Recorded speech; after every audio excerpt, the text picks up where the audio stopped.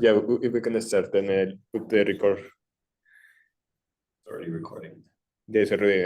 Okay, then go ahead, please. We have Viktor Jahnke from Jahnke Institute of Science and Technology. He will tell us about this nice paper on quantum signatures of chaos from free probability. So please go ahead. Okay, so thank you very much, Sergio, for the introduction and for the invitation to talk about our recent work. So I understand, I'm not sure about the background of everybody, but this is mostly about quantum chaos, but I will talk about applications in high energy physics as well. Okay, so this is based on a recent paper in collaboration with Kyung Kim, Hugo Camargo, Yichao Fu, and Kuntal Pal, which are all people here in GIST. That's the Gwangju Institute of Science and Technology in Korea. Okay, so let's get started. Okay. Yeah, so chaos has played an important role in recent developments in gauge gravity duality. So traditionally, I work with gauge gravity duality, ADS-CFT. And when I think about chaos, I think as a tool to understand better ADS-CFT. And basically, like recently, people realized that black holes are maximally chaotic. And this helped people to develop simple holographic models. For example, SUIK model was proposed or let's say engineered having in mind this type of consideration.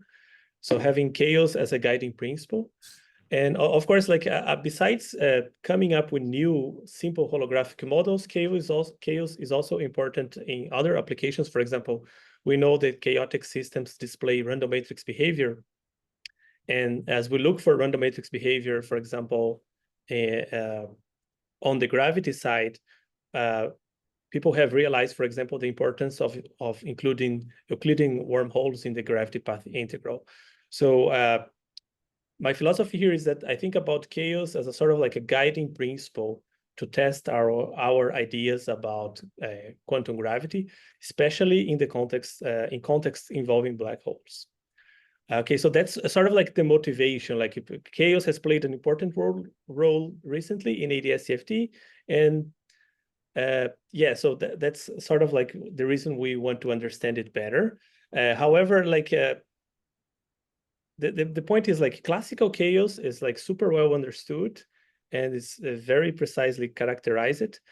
But quantum chaos, it's more difficult. It's more it's not so easy to characterize in comparison to classical chaos. By comparison, of course, there are many open problems also in classical chaos, but there are many different tools to investigate quantum chaos. For example, spectral statistics is one such tool. Like people analyze the spectrum of systems and compare with the spectrum of random matrices. Another way of talking about quantum chaos is through the eigenstate thermalization hypothesis, which is the leading candidate hypothesis to explain thermalization in closed quantum mechanical systems. More recently, for the past 10 years, OTOCs or out-of-time order correlators also became super popular as useful diagnosis of quantum chaos. And even more recently, the concepts of Krylov state and operator complexity also have received a lot of attention. The problem is we have many different probes to talk about quantum chaos, but it's not very clear how they are related. It's not very clear if one implies the other. So in some sense, in my opinion, quantum chaos is sort of like a phenomenological thing, because people just compute things in many different models, and it's very hard to come up with let's say, universal theory that sort of encompasses all these different notions of quantum chaos. In semi-classical settings, you can actually define such a theory of quantum chaos, let's say, which is called periodic orbit theory. If you classified all periodic orbits in a classically chaotic system, you can actually predict the spectrum and show that you get like this random matrix statistics. But this theory is very beautiful and very nice, but it relies on semi-classical assumptions. So I would say to this moment, there is no like really theory of quantum chaos that works even outside of semi-classical limits. So what we would like to explore in this work is the use of free probability as a way to sort of trying to bridge these different notions of quantum chaos, and perhaps try to approach the problem in a more systematic way. And that's kind of like what we would like to do. Is that clear? Like, is the motivation more or less okay? Good. Okay.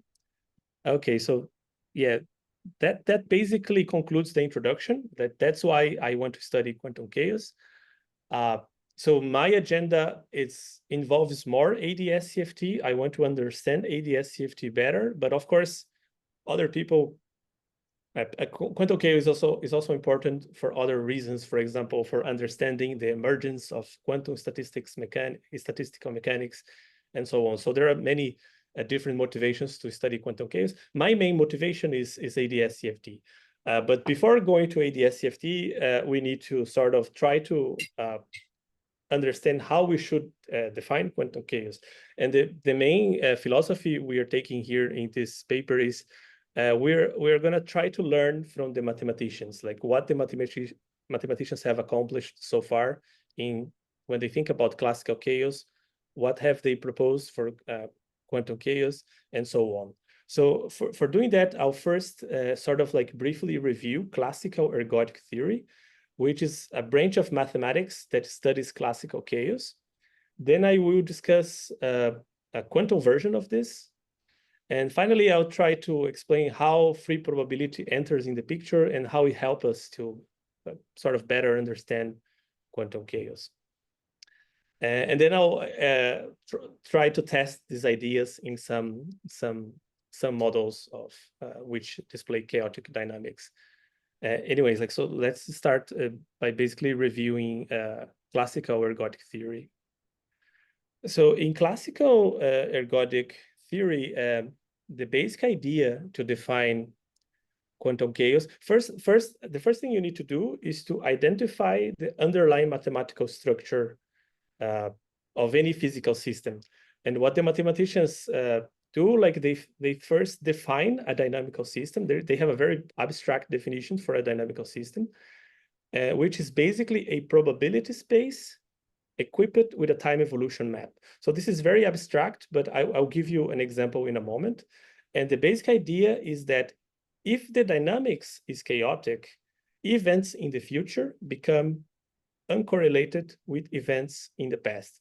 So we say events in the future become statistically independent from events in the past. And how do you quantify this? How you know they are statistically independent? You basically compute the so-called classical cumulants, which are nothing but connected correlation functions involving B and A. So I'll go over the details now, but that's kind of like the big picture. And as you might imagine, like how do I go to the quantum case? From this slide, you can actually see already how you go to the quantum case. In the quantum case, a quantum dynamical system has a very similar mathematical structure. The only difference is that in the quantum case, the probability space is non-commutative. So because the probability space is non-commutative, you're actually dealing with a probability space in which the random variables are non-commutative objects. And any quantum mechanical system, it's basically something like that. And the branch of mathematics that studies non-commutative probability spaces is free probability theory. So that's our main motivation to employ free probability theory to discuss quantum chaos, just because of this underlying mathematical structure. But I'm sort of getting ahead of myself. So let's first discuss classical chaos, then we can discuss a little bit how to generalize it to the quantum case. Okay, so is this okay so far? Okay, so we'll go ahead. So I will give you a bunch of mathematical definitions. I'm sorry about that. So, but I'll try to explain the motivation behind this.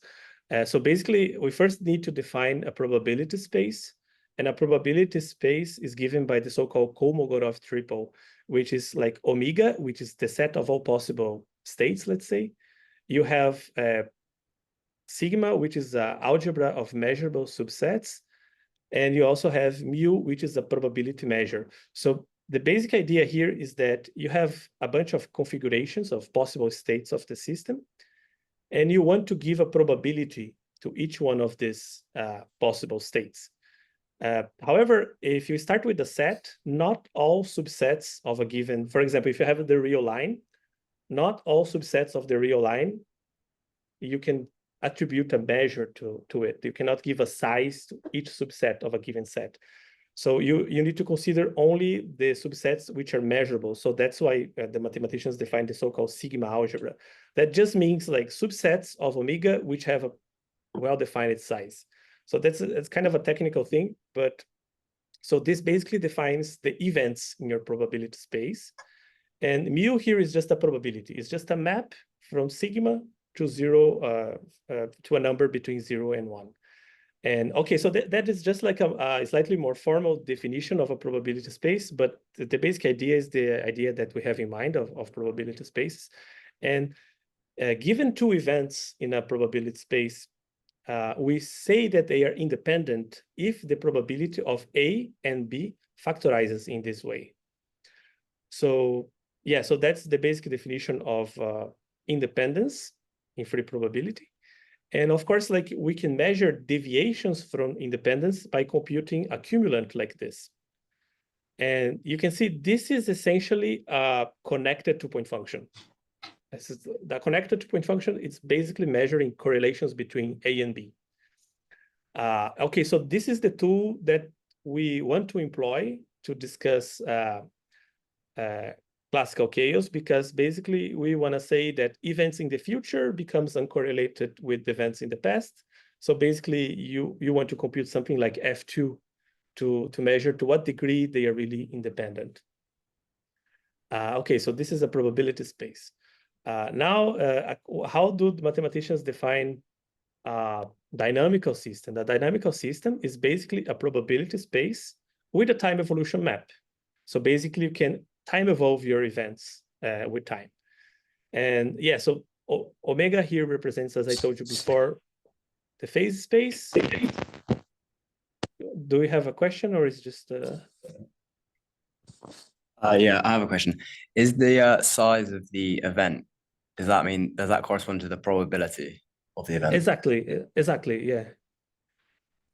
Yeah, so okay, that is a good question. Like there are different ways to discuss this. You can think about, so let's think about some phase space.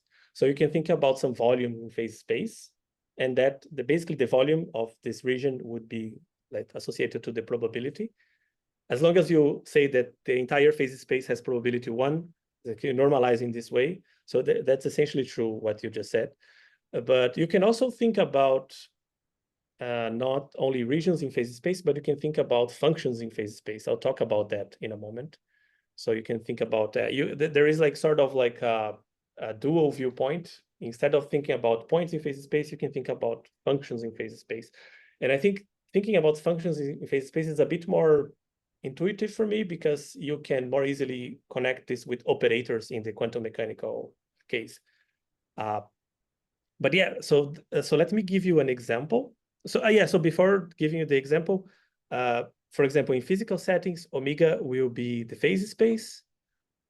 Sigma will be basically measurable subsets of phase space. That means you're just excluding pathological subsets that mathematicians came up with. You're just thinking about things that have a well-defined volume. And mu essentially represents the state of the system, or the statistical ensemble that you're considering. So I think an example will make this a bit more clear. For example, if you have a conservative system, like with any degrees of freedom, and with a bunch of generalized coordinates and momenta, an orbit, so basically, what do I want to say here? So yeah, first thing is that the system conserves energy, so you cannot go anywhere in phase space. You need to be in a constant energy surface. So the fact that you have a conservation law sort of constrains a little bit how much the particle moves in phase space. So you start with a phase space which is 2n dimensional, because you conserve energy, you actually only explores 2n-1 dimensional hypersurface in phase space. And the measure mu that I just told you, it would be just simply the measure in phase space. And a random variable in this kind of setup is just a function in phase space. So for example, I have a function. It could be, I don't know, any function of coordinates q and p. Could be the average position, for example, the position of the particle, for example. So once you have a function in phase space, this function basically defines your random variable. And for example, the average value of this function f would be computed in this way. So I'm just highlighting that the things we do, like in statistical mechanics, we are basically thinking about a physical system as a probability space. So having this probability interpretation in mind. Of course, like if you want a different, do you have a question? Yeah, so if you want, like here I'm sort of like using a microcanonical state, but of course you could think about the thermal state, and then the only thing you would change is like you include the Boltzmann factor here in the measure. But the whole point of this slide is to sort of give you a physical example and to say that mu, this measure, this probability measure, is associated to the to the state of the system or the statistical ensemble. Yeah, so then, like, of course, like we have this framework. We're thinking about a dynamical system as a probability space. And now there are several ways to, there is one particular way to quantify chaos. And there is actually a hierarchy. So there are several degrees of chaos in classical dynamical systems. So we don't say a system is chaotic or not.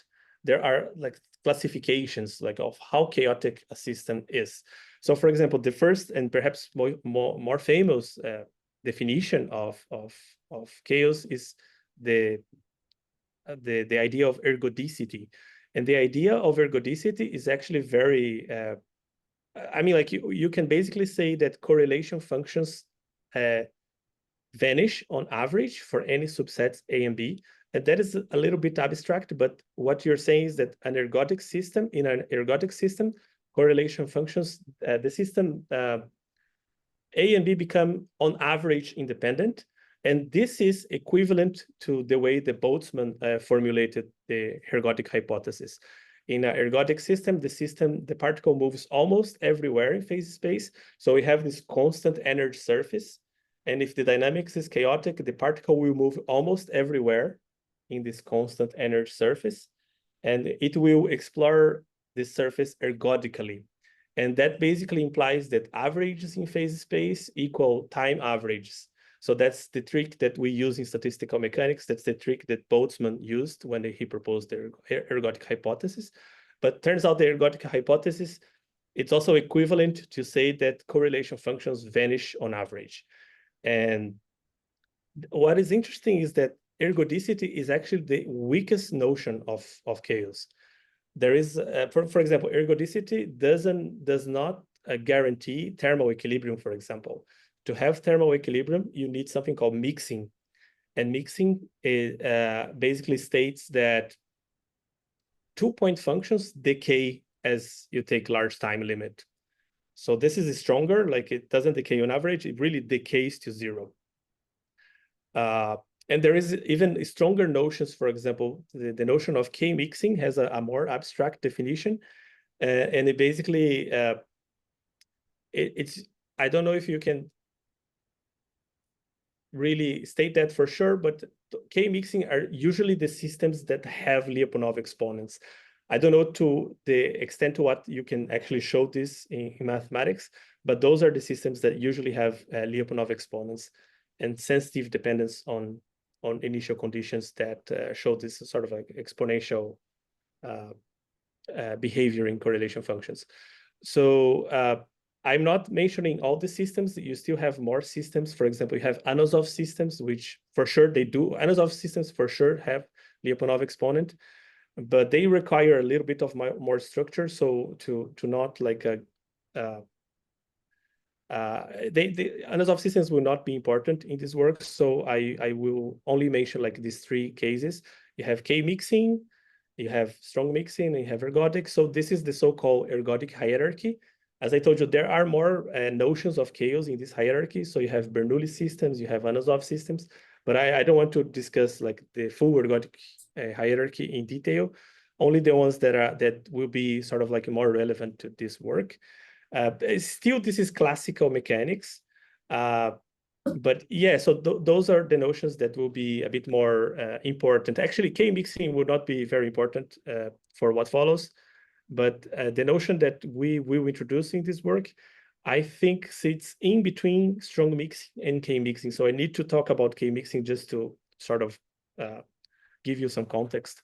But yeah, so the whole point of this is just to say that you have like different notions of ergodicity. You have this full hierarchy. You cannot just say yes or no, the system is chaotic or not. You can also tell, you have to specify also the degree to which the system is chaotic. So is this okay? So maybe it's a good time for questions. But what's the difference between B and BT? Sorry, I'm not sure if I get the question. But what is the difference between B and BT? Sorry, I didn't say. B of T is like time evolved version of B. Okay. I take this region phase space and just time evolve. Okay, so I'll give you an example of this. Hopefully it will make more clear. So let me tell you, so mixing will be the most important point here. Basically, it implies, as you see, mixing implies vanishing of correlation functions. So yeah, so let me give you an example. Let's say you have a glass of milk and you want to put a little bit of coffee in this glass of milk. I think I got this wrong. Like usually I think you have more coffee and just a little bit of milk, but like, anyways, like the idea here is that if the dynamics is chaotic, this region A under your time evolution of the system, let's say you do the time evolution by using a spool to mix up the coffee with the milk. So if the dynamics is chaotic, or mixing to be more precise, A will be mixed with, the coffee will be mixed with the milk, and you get like a uniform concentration of coffee. So the idea here is that initially take a region B, and you want to measure the concentration of coffee in B. And initially, there's just no coffee there. So the concentration of coffee is 0. But how do you measure the concentration of coffee? You basically take probability of time evolved version of the region A with B and divide it by B. You see, under time evolution, this coffee will sort of have a different shape. The volume cannot change because I cannot create coffee out of the blue, but the coffee will mix, and part of this coffee will start to spread through the region B. So at this point, if I compute this object, probability of A time evolved with B, I will get the concentration of coffee in B.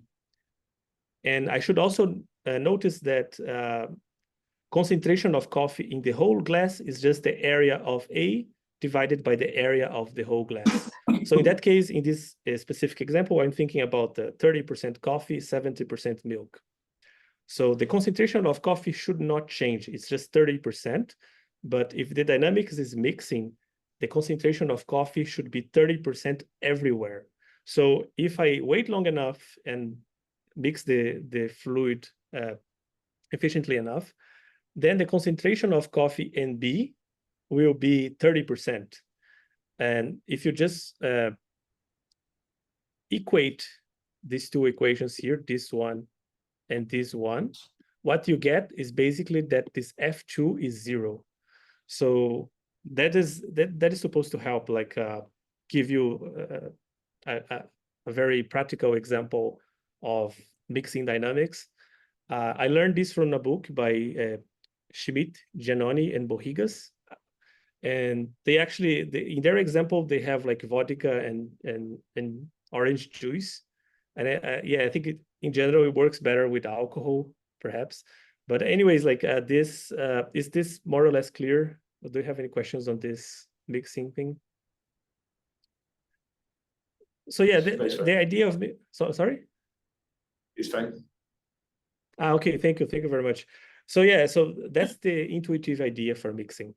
So let's see what do I have next? Yeah, so there is a more algebraic perspective, because you see here, like related to a previous question, we are sort of talking about regions in phase space, right?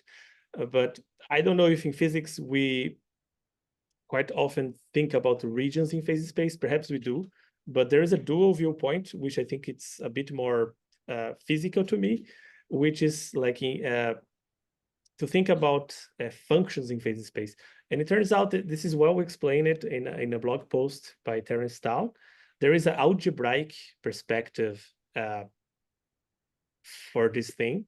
And this is like in classical probability space, functions from the probability space to the real numbers are random variables. And it turns out this set of functions in phase space, they define an algebra. So basically, if you start with the Kolmogorov triple, like phase space, sigma algebra, and probability, instead of thinking about this phase space, you can actually think about algebra of functions in phase space. And you define a functional from the algebra to the real numbers, which will give you the expectation value of the elements of the algebra.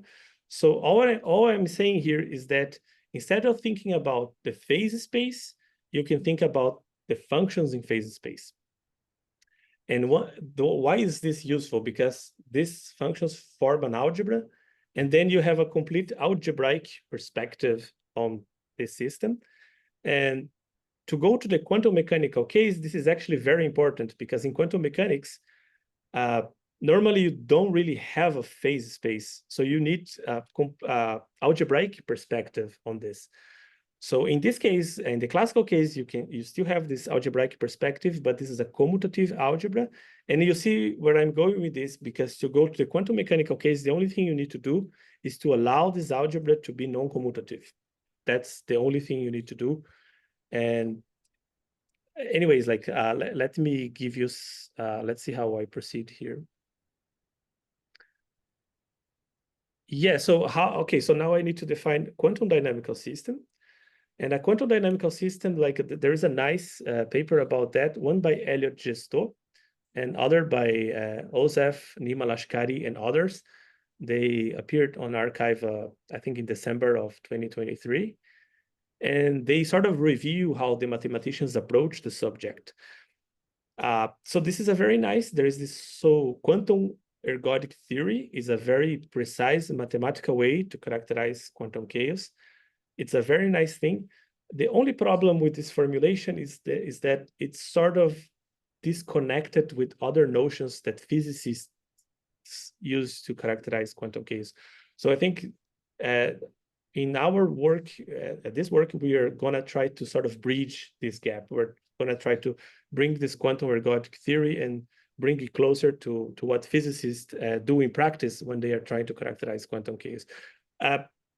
In the end, like you tell me if you think we are successfully doing this, but yeah, so the basic idea here, as I told you before, like any probability space we can think about a probability space in an algebraic way. And in the quantum mechanical case, one definition of quantum mechanical system is in terms of an algebra. So you start with M, which is an algebra of observables. And normally you want this to be a von Neumann algebra because you want to have well-defined limits if you consider a sequence of elements in this algebra.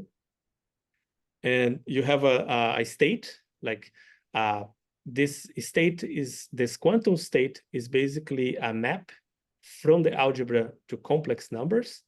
And you also have time evolution map, which it goes from the algebra to the algebra.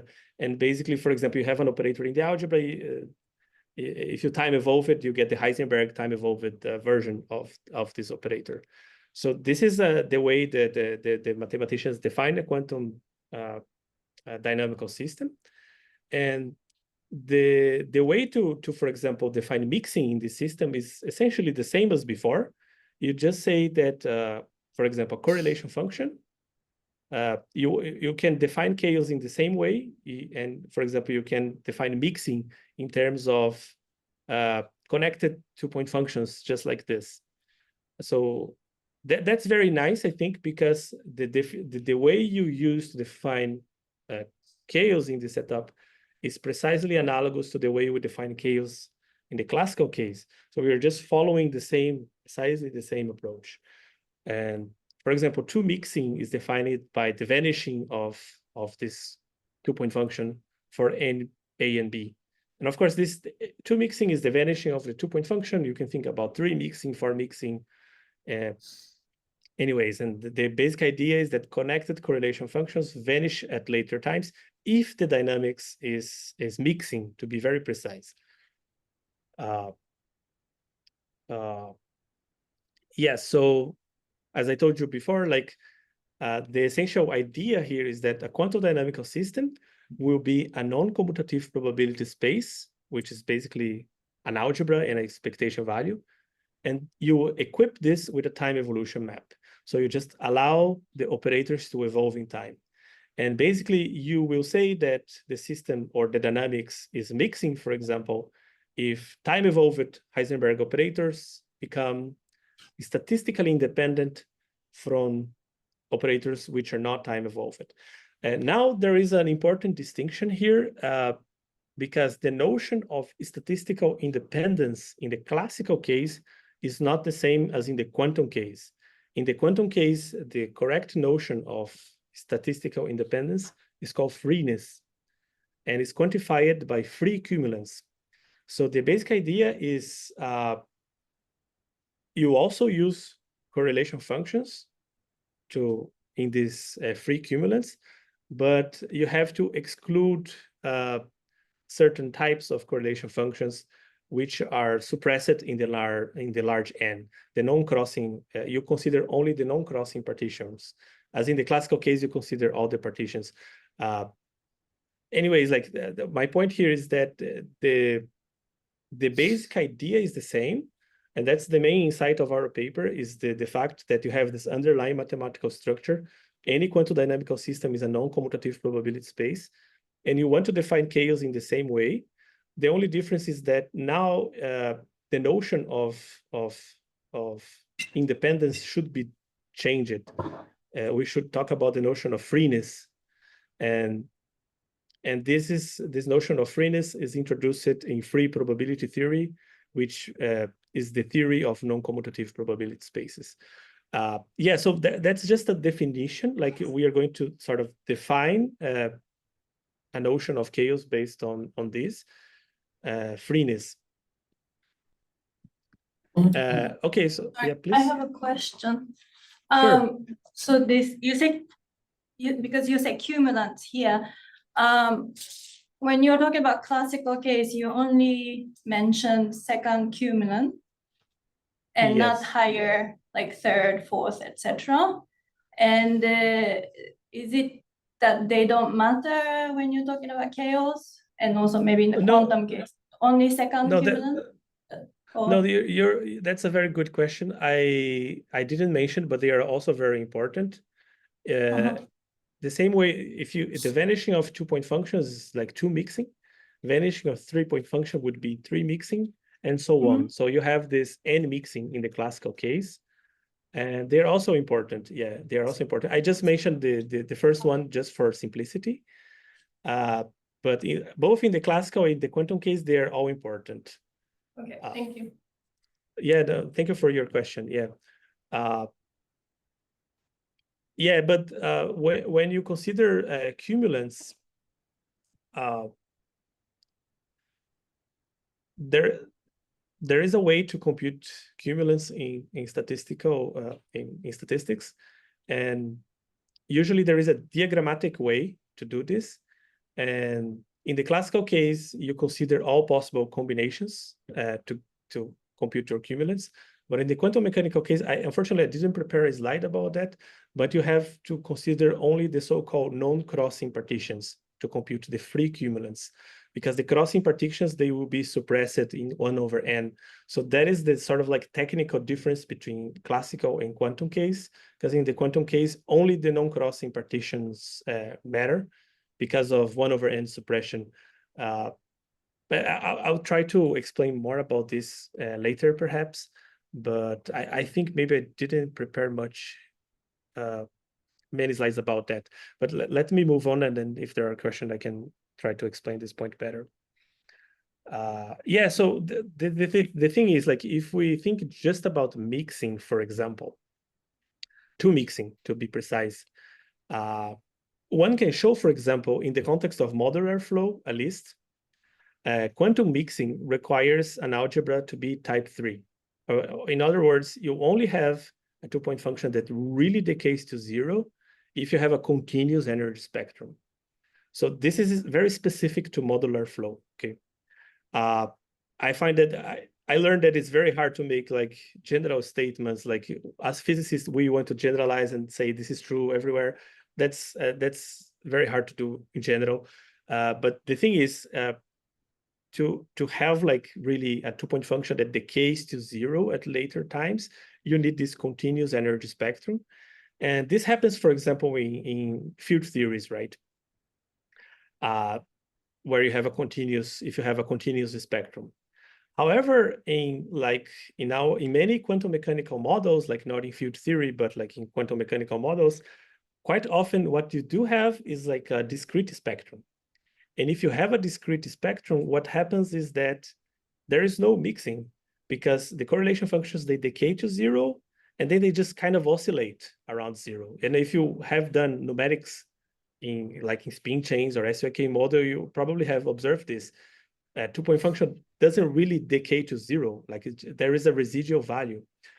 And so the thing is, isolated quantum mechanical systems usually have a discrete spectrum. And the algebra of observable is type 1, which means you have this discrete energy levels. And that basically prevents mixing. So that's why people like Michael Berry, expert in quantum chaos, he says there is no such thing as quantum chaos in isolated quantum mechanical systems, because isolated quantum mechanical systems always have discrete spectrum, and basically there is no mixing if the spectrum is discrete. But you can see there is a way to have mixing still in quantum mechanics, because this residual value usually scales like something like 1/n.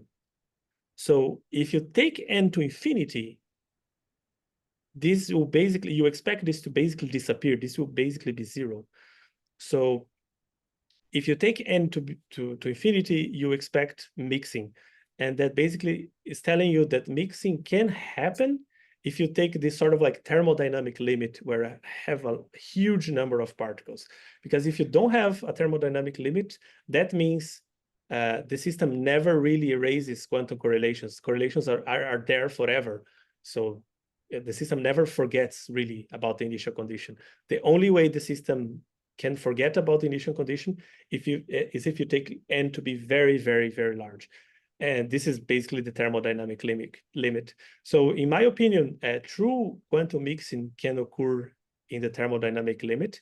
And we know that if you have a quantum mechanical system and you try to consider this large n limit, normally you have to, the algebra type changes. If you start with some type 1 algebra, you can see that maybe there is no well-defined large n limit, and you have to come up with a way to redefine your quantum system. And typically you end up with a type 2 or type 3 algebra as you try to define this quantum system in the large n. So my point here is that, okay, is it true that there is no quantum mixing in quantum mechanics in type 1 algebras? But if you take n to be very large, you can have the algebra presumably changes to type 2 or type 3. And in those cases, you can have mixing. Presumably, like I know you cannot have mixing in type 2 algebras in the context of modular flow, but in more, I guess in more general scenarios, the algebra should be at least type 3 or type 2, I would say, to have mixing. And yeah, so that's that's why algebras are very useful in this context, because mathematicians, they have theorems and they prove that you can or cannot have mixing. So you know, like the type of algebra you need to get some sort of degree of chaos, let's say. But I will say one thing, like even though this system, for example, the figure on the right, even though it does not mix, the system sort of knows that it is chaotic, even though like it doesn't have this classical feature, like this classical mixing. The system somehow knows that the system is chaotic. And these features appear, for example, in the energy spectrum. Turns out that if the system is classically chaotic, for example, assuming this has a classical limit, the energy spectrum sort of knows, because the energy levels become strongly correlated if the classical counterpart is chaotic. I think I'll have a slide about that. Yeah, so basically that's what I want to say. Can I ask something? Yeah, sure. Okay, so for you is quantum mixing equal to quantum chaos? Is that all? Do you have other conditions? Oh, no. I think that is, in some sense, that is true. But I think when it comes to quantum chaos, people have many different definitions. Yeah, I and understand, think but... no, I mean, it's a degree of chaos, but it's not the strongest one, I would say. I see. Yeah, so, but that's a very good question. So what people mean when they say chaos, and I think there are a lot of misunderstandings and people fighting about things because they are using different terminology. So sometimes people say a system is chaotic, they mean ETH, or they mean exponential behavior of OTOCs. And I think the point is there are many different notions, and to have efficient communication, we should always specify what do we mean by chaotic. And that's a very good question. And in my opinion, this is chaotic. Chaotic in the sense of two mixing. But you should be aware there are stronger notions of chaos, like Anosov system, which has Lyapunov exponents, for example. Yeah, but that's a very good point. So yeah, what I will say is that even though a system with discrete spectrum does not have this mixing, unless you're in the thermodynamic limit, the spectrum of the system knows about its classical counterpart, because energy levels are strongly correlated. They don't like to touch. So there is this level repulsion.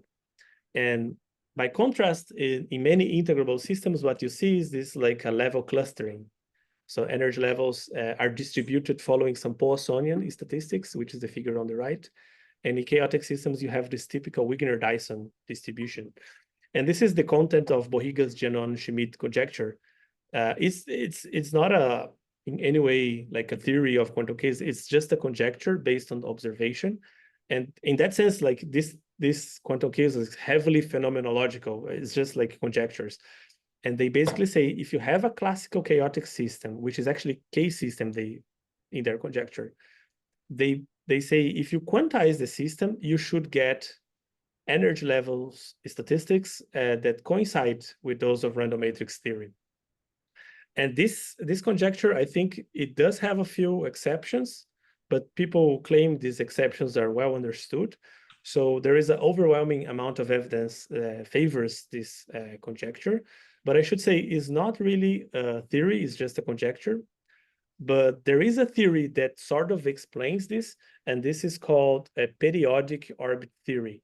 Periodic orbit theory is as follows. Like if you have like a billiard system, if you can categorize all the periodic orbits in the system, you can actually predict the spectrum. And you can actually show, for example, for billiards, that you get this random matrix behavior. So, but this requires semi-classical arguments. So this is like, I think, the best theory we have for quantum chaos in the semi-classical limit is periodic orbit theory. But still only holds in the semi-classical limit. But it's very nice. But if you say so you say you can predict the statistics of the energy levels, but that would be something that's semi-classical, no? I mean, that would contain full quantum information. So why is that? the limitation? Yeah, so what they, yeah, so that's a good question. Like they don't predict precisely this spectrum, but they predict there is another way of writing this, which is the spectral form factor, which has like a dip, a ramp, and a plateau. Maybe I have some figure here.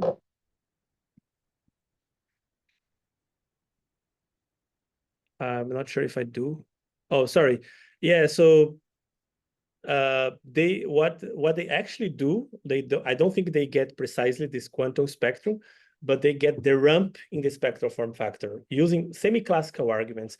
And this was done by Michael Berry, and like I think in the 70s maybe.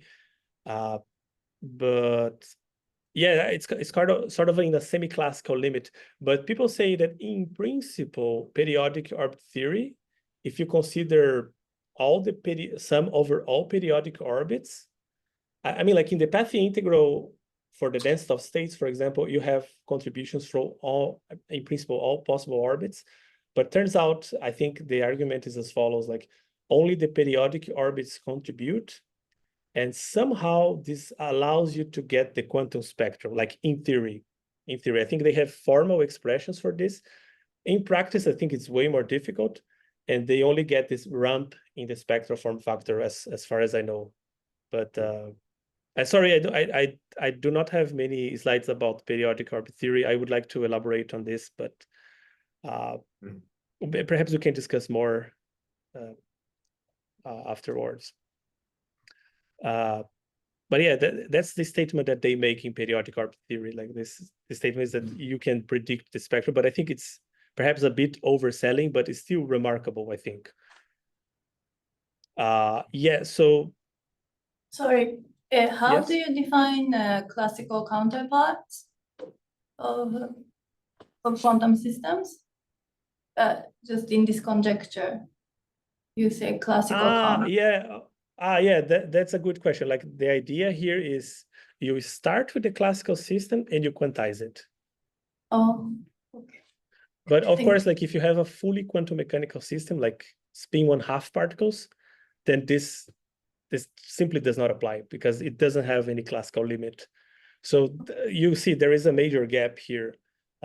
This only talks about systems that do have classical limit. If you don't have classical limit, this conjecture is completely empty.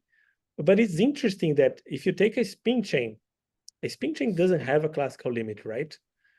To have a classical limit, you need like a spin S in each side, like something that could go up and down like continuously, right?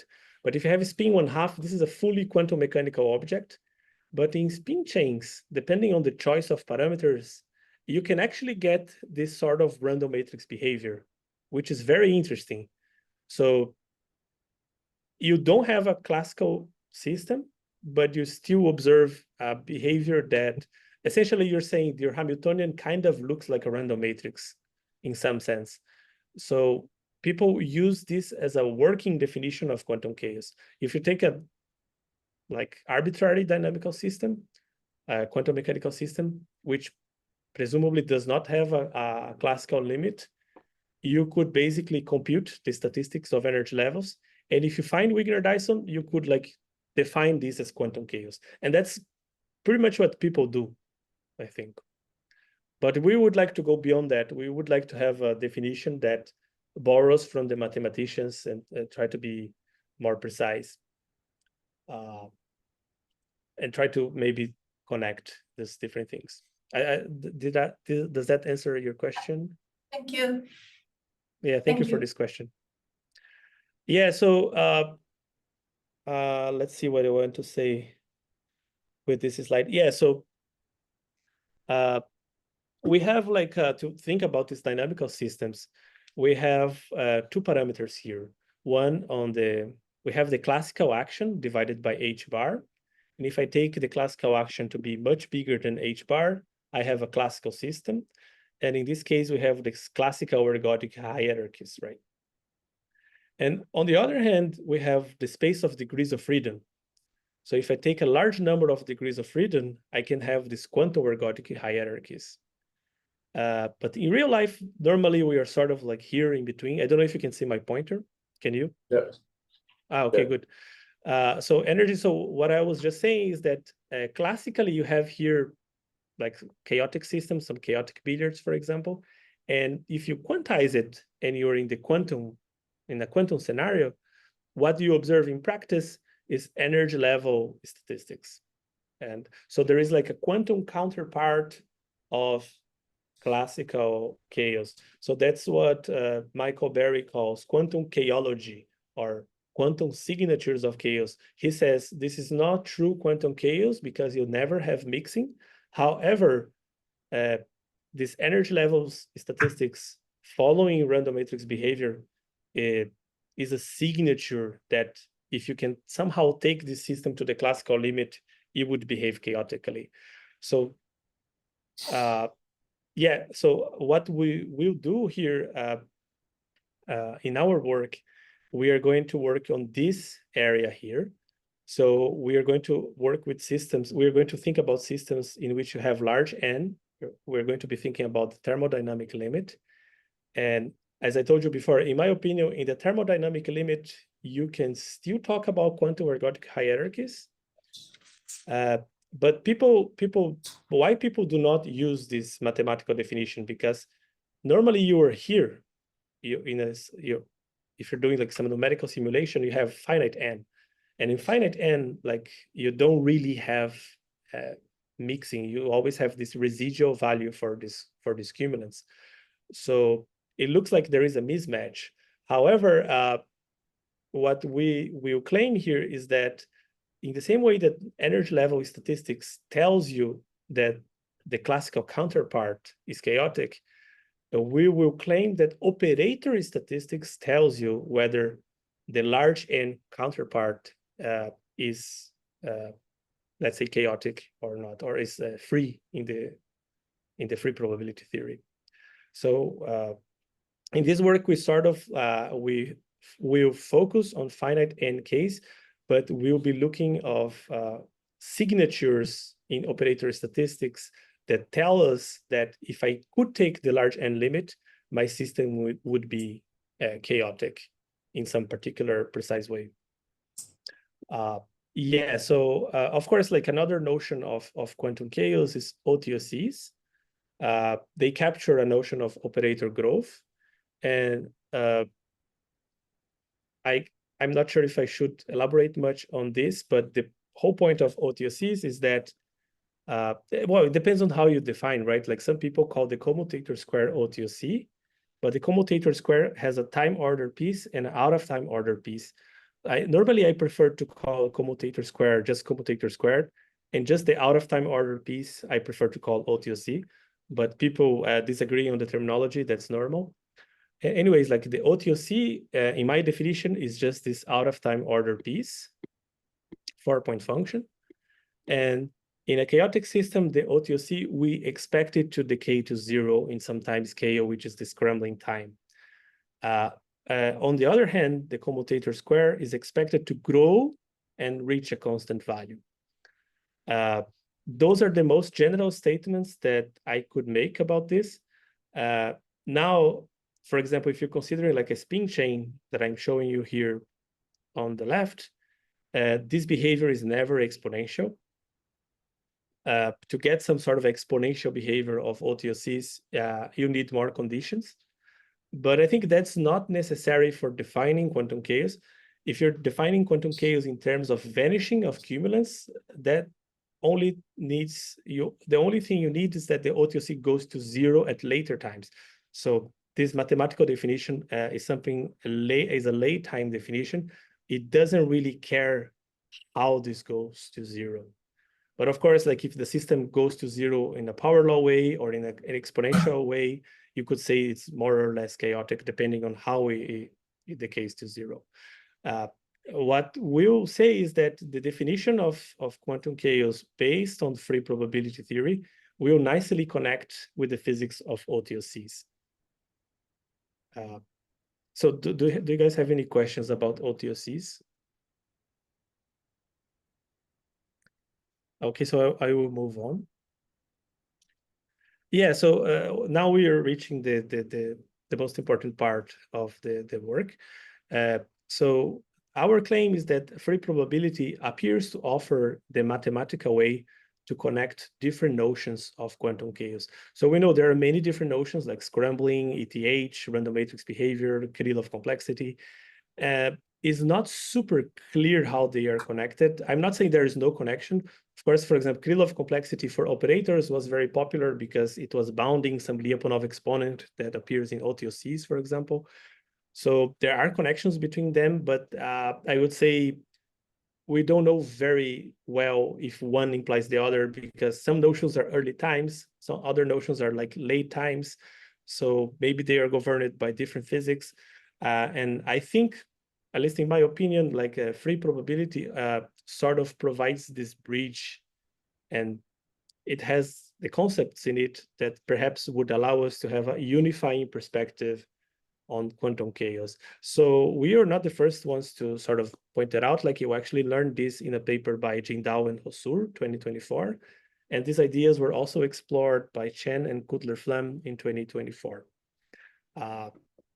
So basically what we want to do, we want to explore some connections between scrambling and a new notion of quantum chaos, which is operator statistics.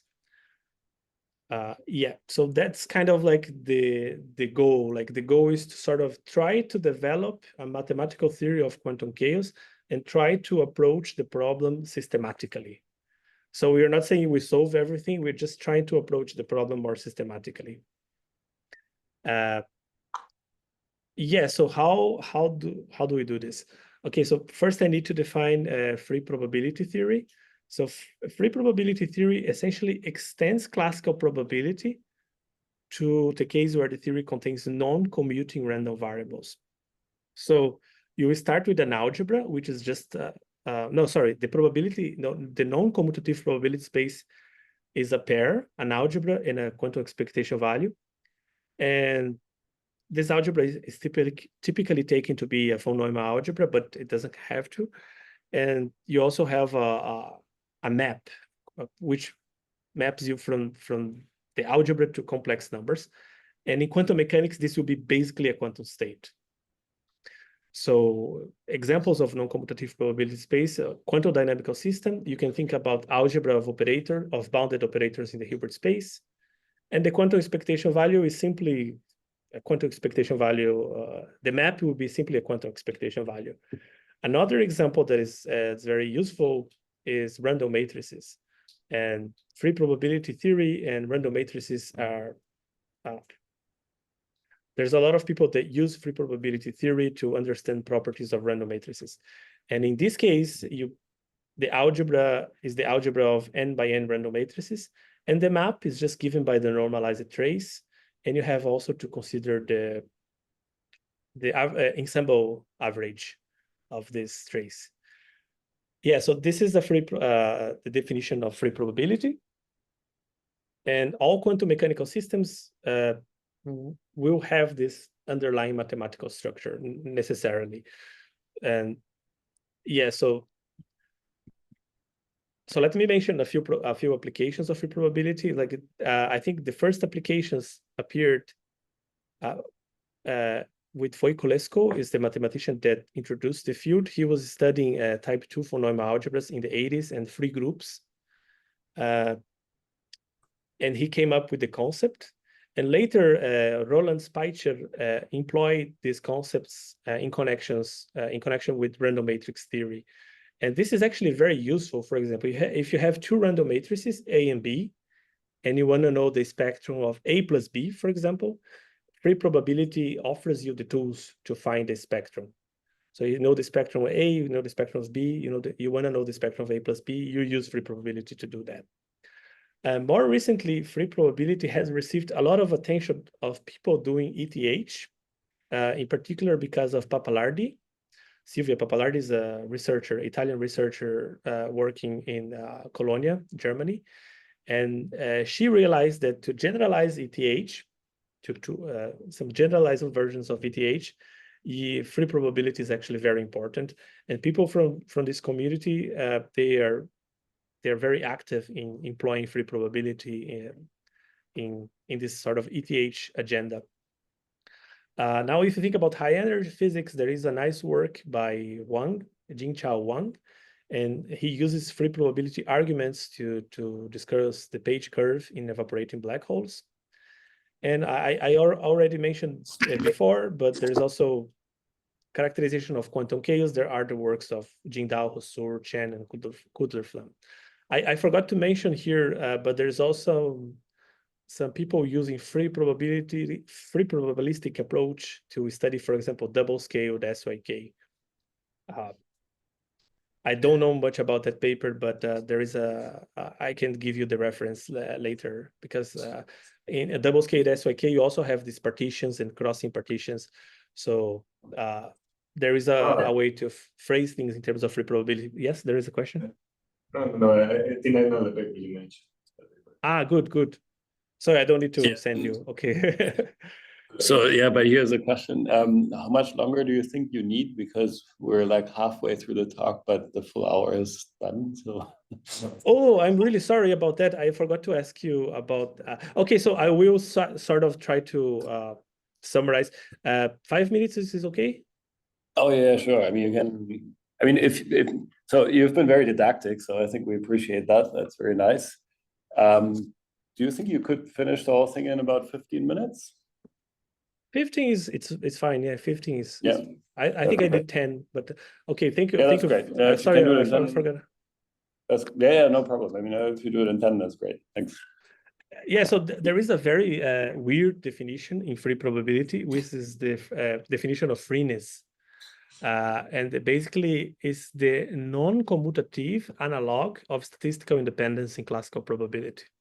So how you define freeness is very weird. Like you have two random variables, A and B, and they are free if this condition holds. So let's unpack this condition a little bit. First, whenever you have a variable, you consider the center variable, or you redefine your operator such that it has 0, 1 point function. For example, if A doesn't have a 0, 1 point function, you just subtracted the 1 point function. And if A and B are 0, actually, it doesn't need to be a power. P here is just a power like 3 or 4. It could be any polynomial in the variable A. And if this mixed cumulants, you see like A and B, A and B, and B type of commutator correlation function, this should go 0. This should go to 0. So I understand this is a very weird definition, and just by looking at it, it doesn't say much.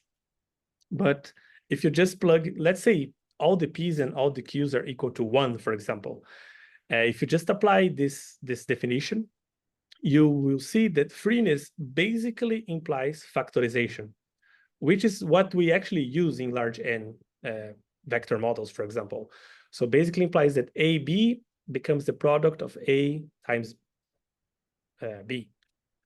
So on a practical level, like freeness has a very weird abstract definition, but on a more practical level, basically implies that if you have mixed correlation functions, it factorizes in terms of expectation values involving only A or involving only B.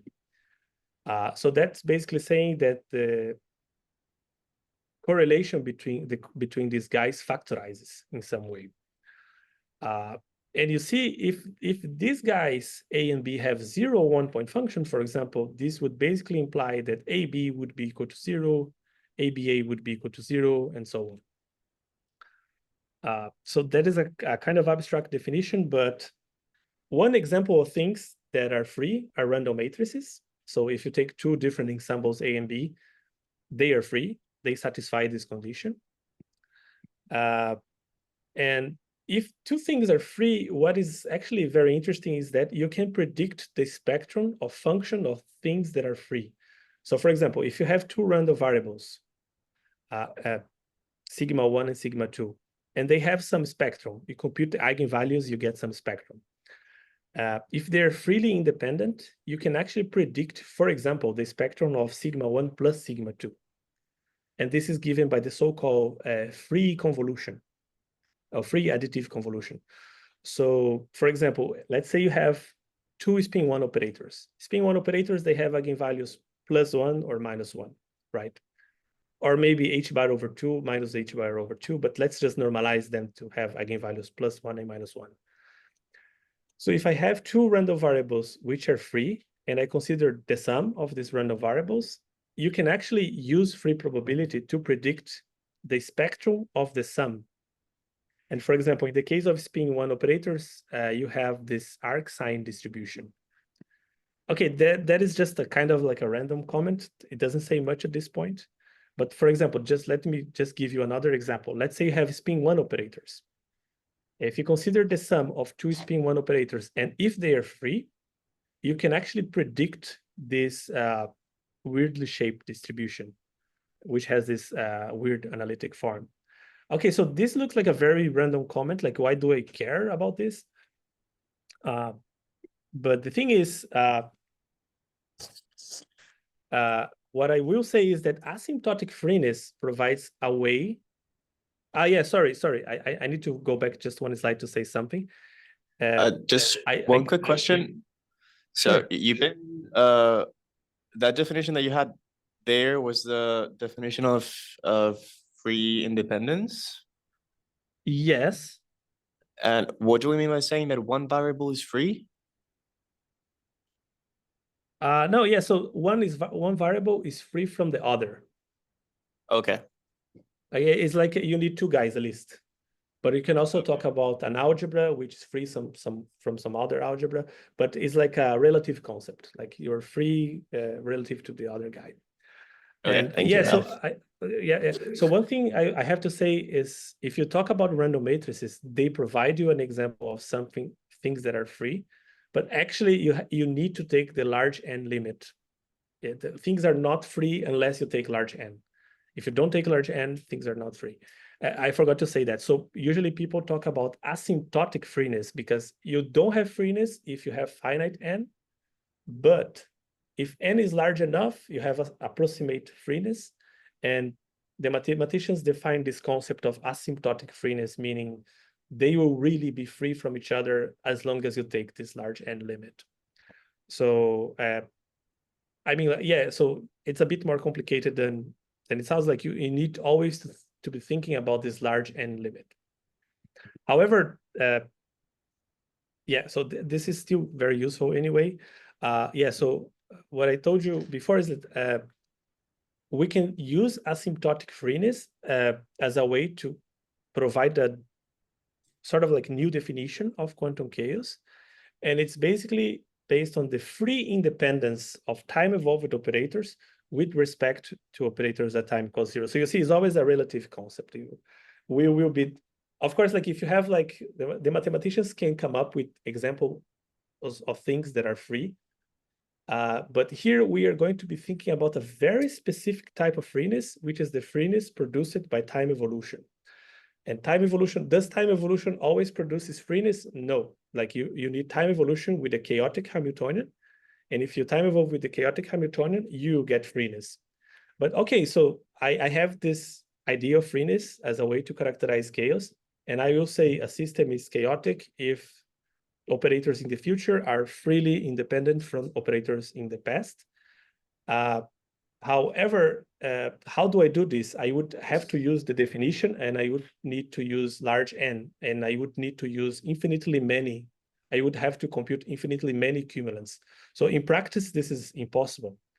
But there is a shortcut. There is a way to check whether two operators are free or not. And the basic idea is as follows. Like you take two operators, A and B, in a classical quantum system, in a quantum dynamical system. And the claim here is that if the dynamics is chaotic, the time-evolved operator will be asymptotically free from A. So that means if I somehow could take large and limit this, these operators would be free. So how do I test for freeness? So how do I know if things are really free? The only thing I need to do is to study the spectrum of A plus B of t. Because free probability tells you the spectrum of the sum of these two operators if they are free. If they are not free, the free probability prediction will not agree with the data. But if they are free, you should find a match with the free probability prediction. So that's the basic idea. Like I want to define chaos in terms of freeness, and I have a signature of freeness, which is given by operator statistics. That's the bottom line. Is that more or less, is this idea more or less clear? So yeah, what I will do in practice if I have a quantum dynamical system and I want to know if it's chaotic, I would just consider a sum of two operators of this form, and I will look for I will compute the eigenvalues, produce a histogram, and check if this matches the free probability prediction. That's the basic idea. It's a very practical thing you can do. But So isn't it, yes, please. so I mean, yeah, so is the statement actually that, I mean, for chaos, you don't need that this is true for any A and B, right? So you just need for some operators that, Yeah, so that they become free. So yeah, how would you proceed? I mean, you would just sample a set of operators and then see whether they satisfy freeness, or that's actually a good question. Like sometimes when the mathematicians define these things, for example, mixing, they say, oh, this should be true for any operator, for example. But I think in practice, this is a very strong condition. And what we observe in spin chains is that some operators are free and some operators are not free. So that's the thing that I can say. So it's sort of like, to some extent, sort of operator dependent. And the operators that do not show statistics predicted by free probability are precisely the ones to which the cumulant doesn't vanish very well. But if the cumulant vanishes, then you see the free probability prediction. So it's kind of like it depends on the operator. But I will say if the system is very chaotic, like SYK, then this is true for any operator. But there is some degree to discuss, like, okay, so what defines a very chaotic system? This is true for any operator. So if this is not true for any operator, then you have a less chaotic system in that sense. I will give you some specific examples. For example, we consider this spin chain. This spin chain has a chaotic to integrable transition. And basically, we study statistics of operators. We consider an operator of this form, for example, Pauli matrix as site 1, Pauli matrix as site 10, and you just study the time evolution of the eigenvalues of this combination of operators. This is actually very simple to do. You can just implement the model in your computer and quickly compute the eigenvalues of this operator. And as you evolve in time, what you see is that at some particular time scale, the free probability prediction starts to emerge. Here is not fully developed yet, it's just starting to emerge. I also have examples. Yeah, so basically, I don't want to go over the details, but if the dynamics is chaotic, as time evolves, this this free probability prediction, in this case, the arc-sine law. I told you before, these guys are spin 1/2 operators. So if they are free from each other, as I expect them to be under chaotic time evolution, I expect their distribution to follow the free probability prediction. And you see, like at time equals 0, the operators could be both -1, you get -2. The operators could be in opposite directions, you get 0, or the operators could be both in the same direction, you get total spin 2. But under chaotic dynamics, like under time evolution, eventually you get this free probability prediction. In this case, it's the famous arc-sine law. Or maybe not so famous, but let's see. I don't want to go over these details. So for example, here with more statistics for the X operator, you can see that it follows the free probability prediction, but it has some small deviations at the borders because X operator in spin chains doesn't fully thermalize. So you'll see these small deviations from free probability. So in that sense, this is a bit operator dependent. And we basically observe similar results for the SYK model. SYK model is actually fully chaotic. So whatever operator you take, you see this freeness. But if you take an integrable model, like for example, SYK2, which is just a random mass term, then you never see the free probability prediction. Yeah, so now this is a nice thing. This is like the same spin chain as before, but instead of spin 1/2 operators, we consider spin 1 operators. And in this case, the free probability prediction changes. And we also get this sort of ghost-like distribution for the operator statistics. This is actually a new result in our paper. We also did this for, it's hard to get analytic results for any spin, but we have a numerical method to do for any type of, to do this numerically if you have a sort of like arbitrary operator. So the tricky thing here is like the difficult thing here to do is to get the free probability prediction, but there is a full machinery to do that. The mathematicians developed already. And this is a very practical approach to understand quantum chaos. And as soon as I get this free probability prediction for these 2 operators, I know that if I take large n, their cumulants should all go to 0. So this has a lot of information about all possible cumulants between y1 and y6. So it provides you a lot of information. Of course, like you could say, can I really prove mathematically that once you get the free probability prediction, all the cumulants should vanish? There's no such theorem proving that, but I just feel like it's hugely unlikely that you would get precisely the free probability prediction without these guys vanishing. So we cannot say for sure that this implies freeness, but that's why we describe it as a signature of freeness. Anyways, I think, So yeah, so that's just, yeah, what please. is your n in this simulation? Just curious. Here spin 1, I think I took L equals 7. So the dimension of Hilbert space is like around 2000. But I do many realizations because if you go back to my Hamiltonian, I have a random parameter. So for example, if I take L equals 10, which I did, for example, in these plots, my spectrum only has 1,000 eigenvalues. And of course, that's not enough to do with statistics. But what I do 1,000 realizations. So in the end, I work with 1,000,000 eigenvalues or 500,000 eigenvalues, depending if I'm excluding part of the spectrum. So our N is not very large, but we compensate for that taking many averages over realizations. So we work typically with like 500,000 eigenvalues. That's big. Can I ask a related? Yeah, sure. So is that, I was going to ask, since you have a fixed operator, like a sum of 2 operators, one of them time evolved, and it's just going to have some fixed eigenvalues, the only source of the randomness that you're using to fill out these probability density curves, it's that epsilon right there in the Hamiltonian? No, actually, I can get this free probability. For example, I can do this only once without this epsilon. So yeah, in our case, epsilon is the only random parameter. But if I don't have any random term in the Hamiltonian, if I just consider the fixed spin chain, I also get the free probability prediction. And we also check that. But things are more, yes.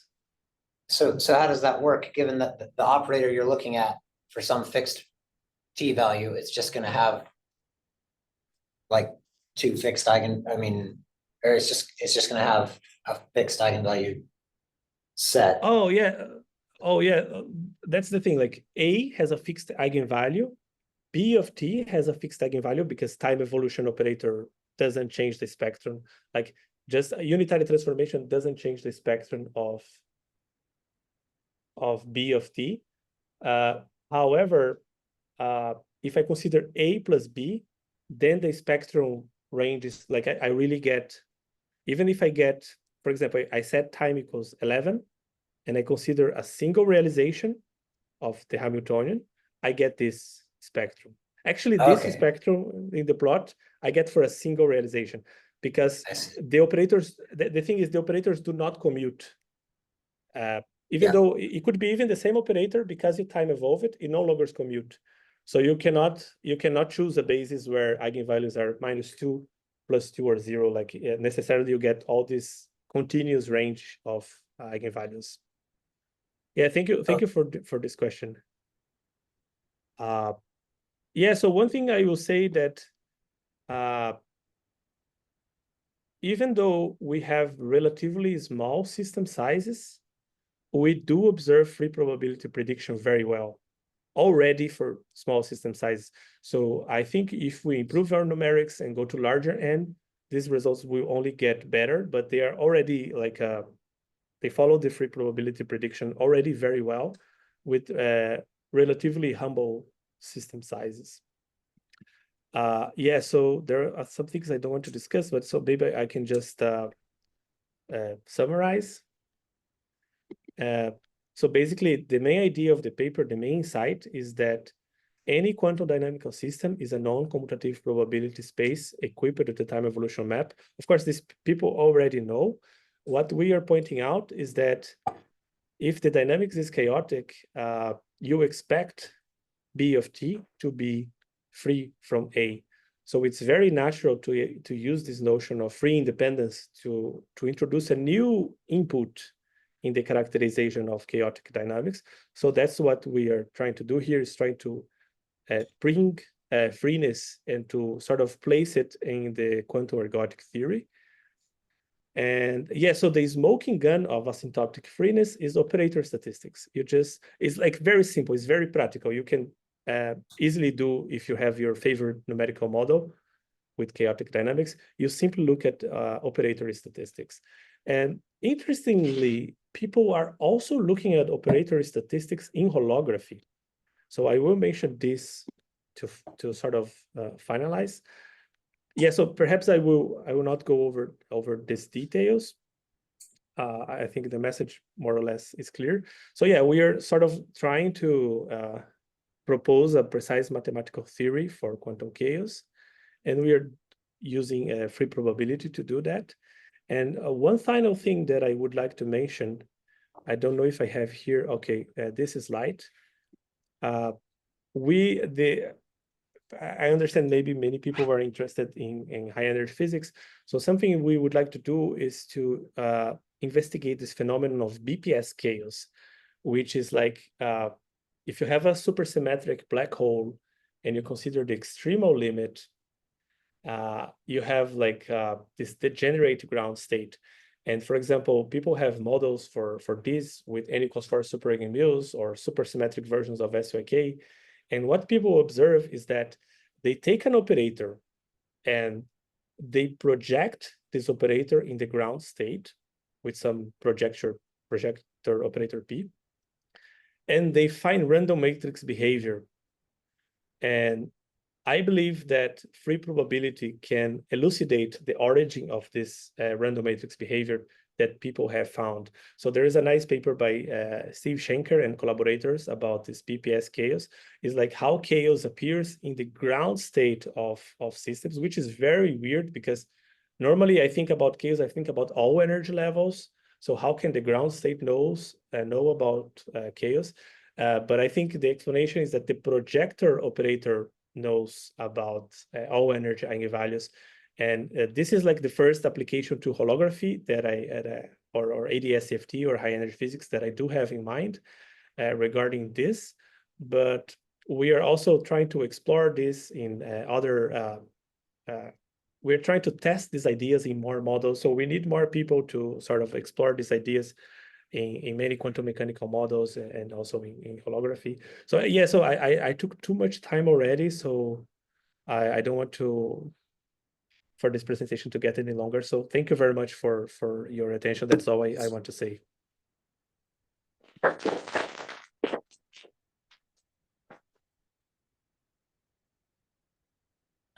Any questions? So you mentioned at some point about let's see some fatality, I think. Sorry, what's the question? Yeah, let me see if I find it.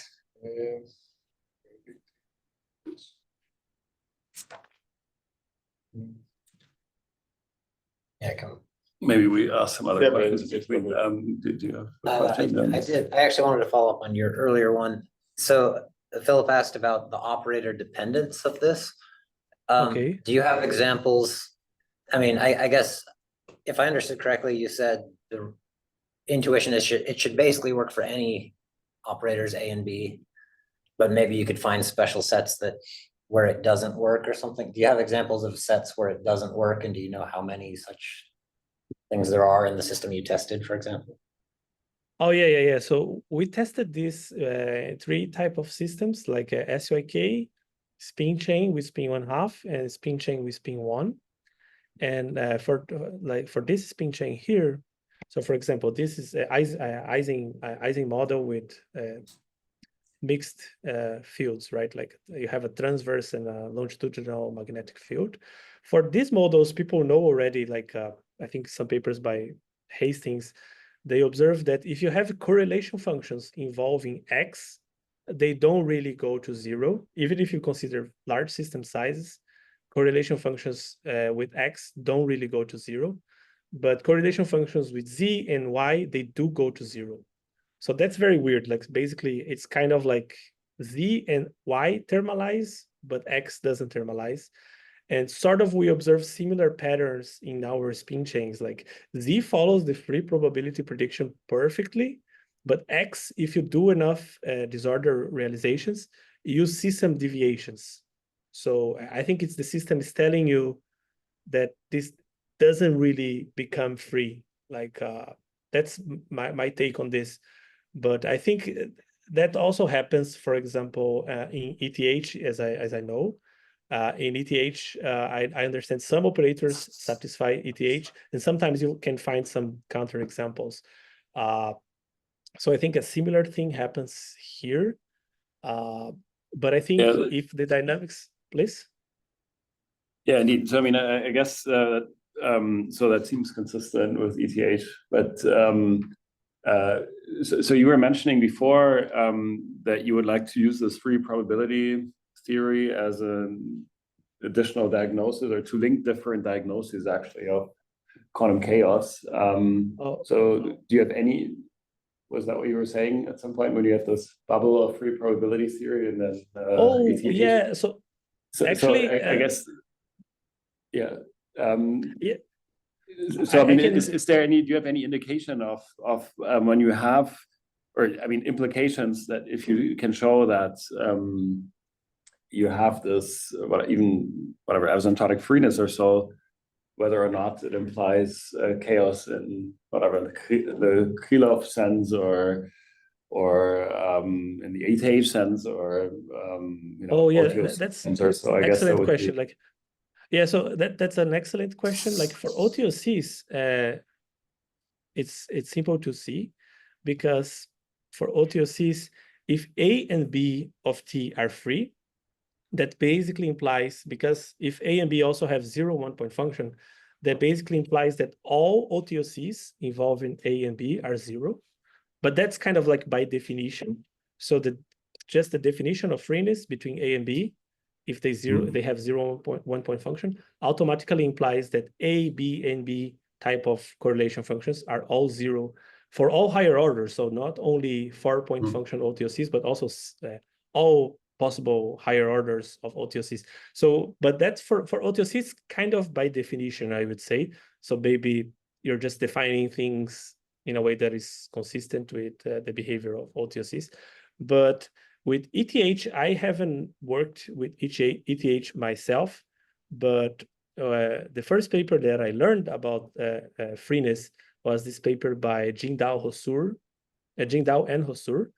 And they actually claim in their paper that freeness implies ETH. Yeah. I cannot access at this point like how rigorous they are, but that's their claim, that the ETH or vanishing of OTOCs are different manifestations of freeness. Yeah, so I would have to sort of refer to this paper. So I would say, in my point of view, you can use freeness to talk about late time vanishing of OTOCs. You don't know how they go to 0. You don't know if they're going exponentially or power law. So freeness is sort of like a late time notion of quantum chaos. And you cannot say, for example, much about if the system has a Lyapunov exponent at this level. but I will say it has connections with late time vanishing of OTOCs. It has, if you believe Jindal and Hosur and also Pappalardi, it has connections with ETH. Now connections with Krylov complexity, I don't know yet. I think perhaps there is a way to find this connection, but I didn't really have much time yet to explore possible connections with Krylov complexity. But that's a very, very interesting direction of research for sure. So yeah, at this point, I would not say for sure that this is the central notion that encompasses everything, but I think at least it provides a bridge for approaching the problem more systematically. But that's kind of my hope. I kind of hope and I believe that this will be the central notion. But it's very challenging, like, to talk about early time chaos and late time chaos at the same time. So I think for sure you can talk about notions related to late time chaos, like operator level spectral statistics, maybe ETH, or even Krylov complexity if you consider Krylov complexity for states. But at this moment, I don't know yet how to make the connection with the early time notions of quantum chaos. Like exponential behavior of OTOCs, because that requires some structure. That's an Anosov type system, so that requires more structure. So I think yeah, so it's hard to connect using only free probability at this moment, at least for me. Yeah. Okay, thanks. Yeah, thank you for the question. Any other questions? Oh, Yeah, I think that is better if we close the session, unless there is something else. Okay, then I can ask, just thinking about the DSOK model, for instance, how will I say if it's chaotic or not? Do you think that is sufficient just to think about the, like a K-mixing or something like that? Or because yeah. this question must be for finite n systems. You said that you can also make the connection to large n into thermodynamic limits. But So yeah, it depends.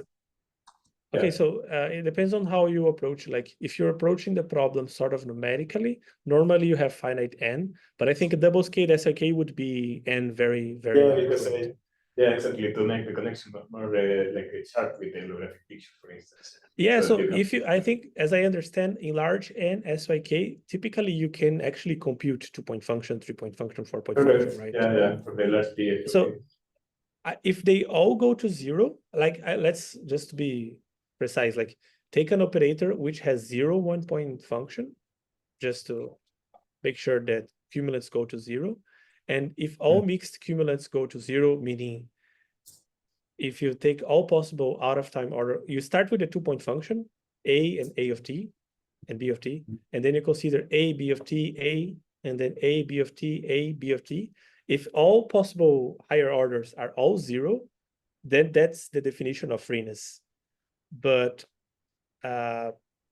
freeness is obviously more strong than 2 mixing, for example. But if you can show the 2-point function goes to 0, you already have 2 mixing, for example. So I think mixing is kind of easy, relatively easy to show. But with these large n models, I would go via the definition actually and really show that cumulants go to 0. But if you think about, sorry. You don't need to like talk about all possible operators in the algebra, or do you think that you need?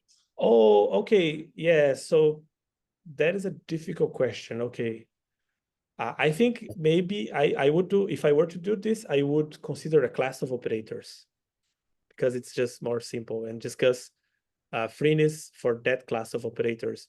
But all possible operators seems very hard. But I would consider like some basic set of operators and discuss freeness in that subset.